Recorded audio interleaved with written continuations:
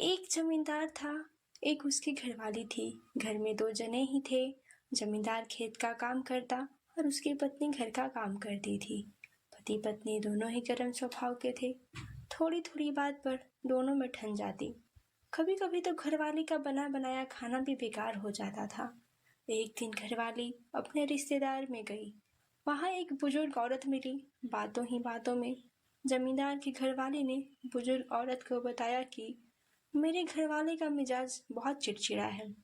वे जब तक मेरे से लड़ते ही रहते हैं। कभी कभी इससे हमारी बनी बनाई रसोई बेकार चली जाती है। बुजुर्ग महिला ने कहा, यह कोई बड़ी बात नहीं, ऐसा तो हर घर में होता रहता है। मेरे पास इसकी एक अचूक दवा है। जब कभी भी तेरा घरवाला तेरे साथ लड़े तब तुम उस दवा को अपने मुंह में रख लेना। इसे तुम्हारा घरवाला अपने आप चुप हो जाएगा। बुजुर्ग महिला अपने अंदर गई, एक शीशी भरकर लाई और उसको दे दी। जमींदार के घरवाले ने घर आकर दवा की परीक्षा करनी शुरू कर दी। जब भी जमींदार उससे लड़ता था वह दवा मुंह में रख लेती। इससे काफी असर दिखाई दिया। जमींदार का लड़ना काफी कम हो गया। यह देखकर वह काफी खुश हुई।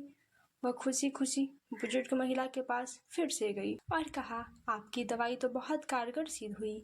आपने इसमें ऐसा क्या मिलाया है?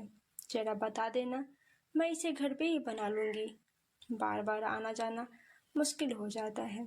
इस पर बुजुर्ग महिला ने जवाब दिया कि जो मैं शीशी में तुम्हें दी हूँ उसमें शुद्ध जल के सिवाय कुछ भी नहीं है। तुम्हारी समस्या का हल तो तुम्हारे चुप रहने से है। जब तुम दवा यानी कि पानी को मुंह में भर लेती तब तुम बोल नहीं सकती और तुम्हारे चुप्पी को देखकर तुम्हारे घरवाले का भी क्रोध शांत हो जाता। इसी को एक चुप और 100 सुख कहते हैं। बुजुर्ग महिला ने जमींदार के घरवाली को सीख दी कि इस दवा को कभी भूलना मत और अगर किसी को जरूरत पड़े तो आगे भी लेते रहना।